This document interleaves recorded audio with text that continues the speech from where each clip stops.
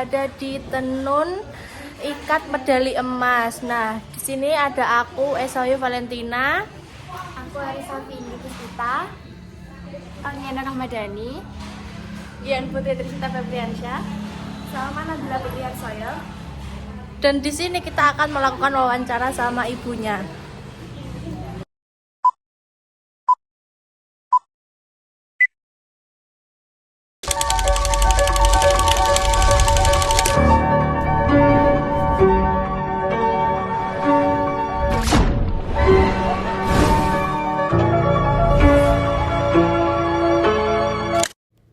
Dari kota Kediri, Jawa Timur, lahir sebuah mahakarya yang membanggakan, batik tenun ikat khas Kediri, perpaduan antara kearifan lokal dan keindahan karya seni.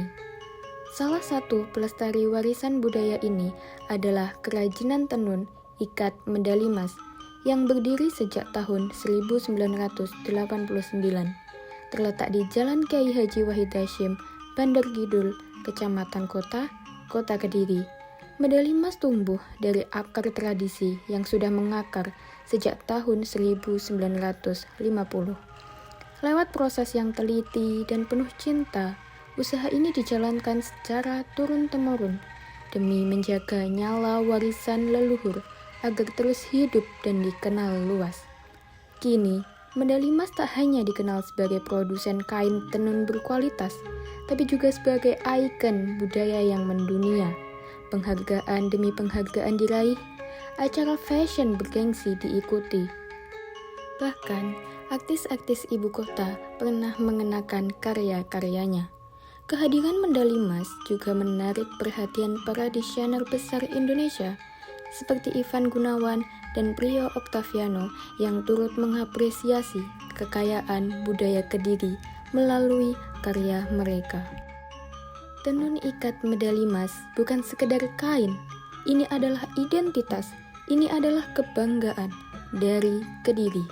Kami berkarya untuk Nusantara. Tidak hanya melihat proses pembuatannya saja, kami juga melakukan wawancara agar mendapatkan informasi yang jauh lebih banyak bersama pemilik tenun ikat medali emas generasi kedua. Sebelumnya dengan Ibu siapa? Nama saya Yusna. Saya perwakilan owner tenun ikat medali emas. Dengan Ibu Yusna. J. Sejak kapan Ibu bekerja atau terlibat dalam dunia batik tenun ini? Kalau tenun ikat ini sendiri didirikan oleh ayah saya itu sejak tahun 1989. Udah lama juga. Sudah lama ya. Kalau tenun ikat Kediri sendiri itu udah ada sejak ada yang bilang 1950, ada yang bilang 1920 itu sudah ada di Kediri, tenun ikat Kediri itu. Cuman ayah saya itu mendirikan bikin sendiri itu tahun 1989. Kalau saya itu join itu ya dari kecil sudah membantu sih Mbak. Ya. Apa yang buat Ibu tertarik dengan batik tenun ikat ini? Yang saya tertarik dari tenun ikat ini, yang pertama ini adalah salah satu produk unggulan ya, maksudnya produk yang khas di daerah Kediri sini gitu. Jadi perlu adanya pelestarian kayak gitu Ya. Mbak. Ibu kalau boleh tahu untuk proses pembuatannya itu berapa lama ya Bu? Proses pembuatan tenun ikat sendiri itu kan ada dua tahap. Itu proses pembuatan pakan sama proses pembuatan lungsi atau keteng. Itu dari dua proses itu ada 14 tahapan. Dari benang putih yang pak-pakan sampai jadi kain, kalau paling cepat itu 4 hari. Tapi kalau musim hujan itu bisa 4 hari lebih untuk menghasilkan satu kain. Cuman kan kita produksinya kan terus continue kayak gitu kan Mbak. Jadi susul menyusul kayak gitu. Tapi kalau dari benang, misal ada orang pesan masih benangnya yang putih kayak gitu, biasanya sekitar 4 hari kita proses dari awal. Untuk alat dan bahannya yang digunakan tuh apa saja ya Bu? Kalau alat-alatnya kita semuanya masih ATBM, alat tenun bukan mesin, alatnya tradisional semua. Jadi kita bikin sendiri Mbak alat-alatnya kayak gitu. Alat tenunnya bikin sendiri, pemintalnya bikin sendiri. Kalau bahannya ya bahan utama kita itu benang sama zat warna, itu aja. Untuk prosesnya itu apakah sulit?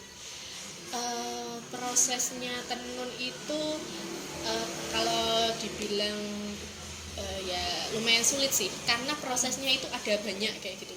Prosesnya itu ada 14 tahap. Biasanya kalau di sini itu setiap proses itu ada orangnya sendiri-sendiri kayak gitu. Misal desain ada sendiri, pengikatan ada khusus sendiri, tenun khusus sendiri kayak gitu Mbak. Jadi biasanya agar memudahkan itu jadi satu orang itu satu jenis pekerjaan kayak satu jenis keahlian kayak gitu, tenun aja, ini aja kayak gitu Mbak. Kalau semuanya harus satu orang itu nggak bisa. Susahnya itu orang daerah lain mungkin menjiplak tenun tuh karena prosesnya itu dia lebih banyak daripada membatik seperti itu. Kalau membatik kan cuman ini ngelorot dan lain-lain itu dalam satu waktu bisa. Tapi kalau tenun itu prosesnya itu lumayan banyak dan panjang dan semuanya itu butuh alat kayak gitu. Setiap motif batik atau tenun itu memiliki arti yang sama atau beda-beda? Kebetulan kalau tenun Kediri sendiri itu dulu kan diawali dengan khasnya itu tenun sarung Mbak. Tenun mulai kotak-kotak terus sarung, boyor, kembang. Nah khasnya di sarung boyor itu ada motif namanya terto, ada motif ceplok, ada motif long, ada motif kabung. Nah itu motif khas yang di sarung. Nah, sedangkan kalau sekarang ini yang banyak dikenal itu kan adalah produk berupa kain baju. Nah, kadang motif-motif tersebut itu kadang kita aplikasikan ke kain, kadang enggak. Soalnya kadang itu enggak, yang di sarung itu diaplikasikan ke kain itu enggak cocok kayak gitu. Jadi kalau yang memiliki arti itu ya cuman beberapa motif-motif yang sudah ada sejak dahulu. Kalau motif-motif yang sekarang seperti ini kebanyakan motif kreasi, tapi tetap kita kreasikan dari bentuk-bentuk yang wajik terto dan lain-lain, cuman kita modifikasi seperti itu Mbak. Berarti tergantung kreativitasnya pekerja atau bagaimana? Iya, kreativitasnya pendesain. Cuman kadang kita tetap ngambil salah satu ikhtisarnya, misal tertonya atau wajiknya, nanti kita kombinasi jadi motif yang baru seperti itu. Apa setiap daerah itu punya motif yang sama atau berbeda-beda tergantung dari daerahnya atau bagaimana? Iya, kalau tiap daerah rata-rata itu memiliki motif yang berbeda-beda Mbak. Motif khas sesuai dengan daerahnya masing-masing kayak gitu. Kalau Kediri kan biasanya itu yang banyak itu terto, gelombang kayak gitu. Berarti setiap daerah itu punya ciri khasnya masing-masing? Ya, setiap daerah kalau produk khas itu biasanya memang memiliki keunikan masing-masing tiap daerah. Kalau misal mau bekerja di sini gitu, apakah ada pelatihan khusus atau bagaimana untuk bisa diperkerjakan seperti itu? Ya, biasanya kita ada training pendampingan sekitar 1 minggu. Kalau untuk tenun itu biasanya belajarnya itu 1 minggu.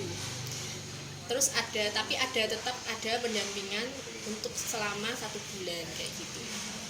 Soalnya kan kalau tahap bisa, cuman untuk tahap mahir kan, untuk kerajinan kan harus tetap dipantau kan Mbak. Itu biasanya kita sampai 1 bulan gitu.